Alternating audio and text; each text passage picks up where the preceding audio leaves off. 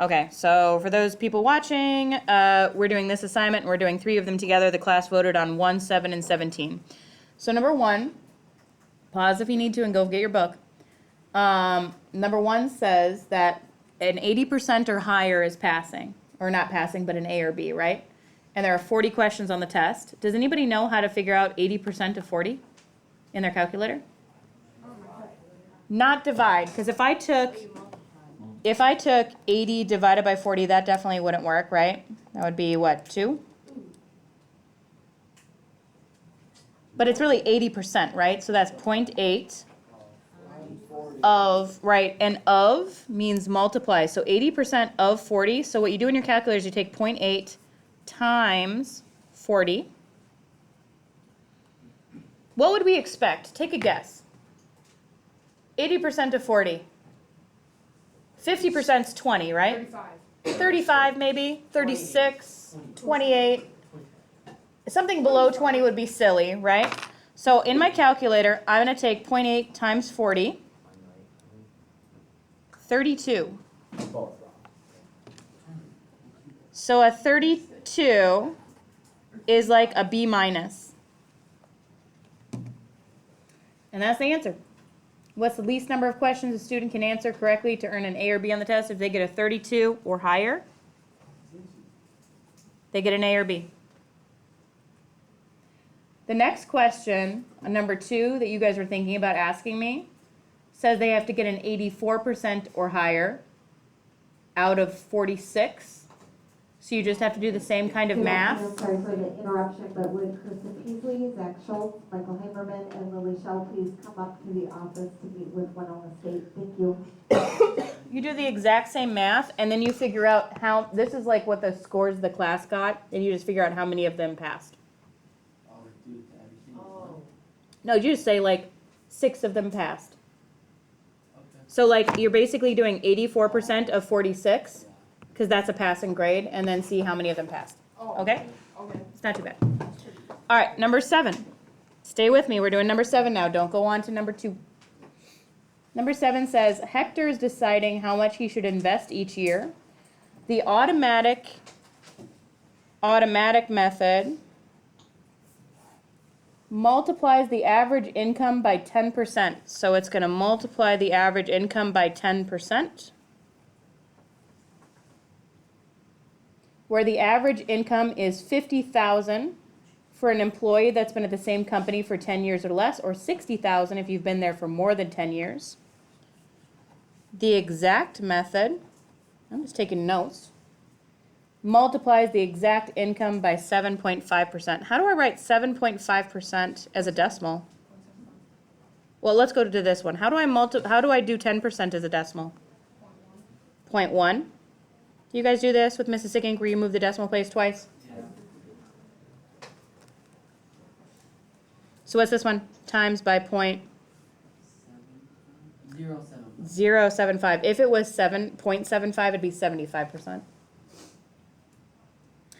Okay, and Hector has been with the company for 12 years. So should I use 50,000 or 60,000 for him? 60,000. So for that method, I'm going to use 60,000.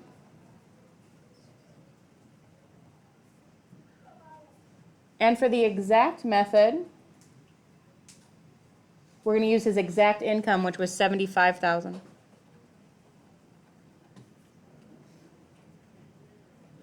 And then we just have to figure out both of them and we'll have our answer.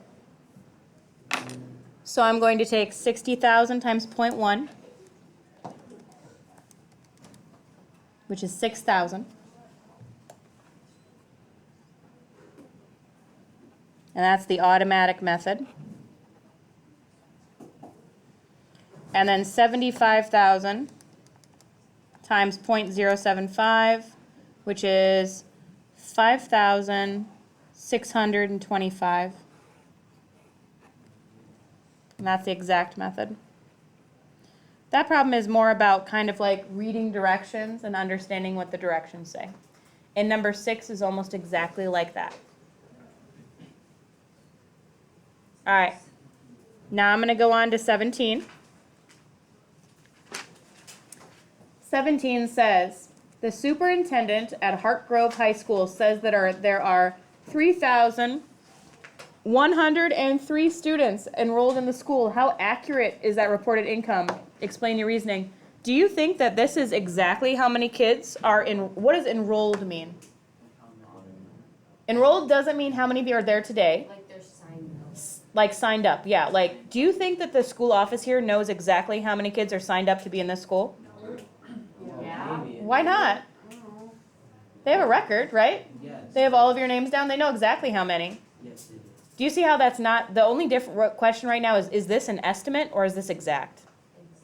And this is exact. This is something, this is not an estimate. It's not like they're like, how many people are in your school district? And they're like, feels about like 3,103. Like, they're saying that's exact. So you would say, this is accurate. And then maybe say something like, the school district would know exactly how many kids there are.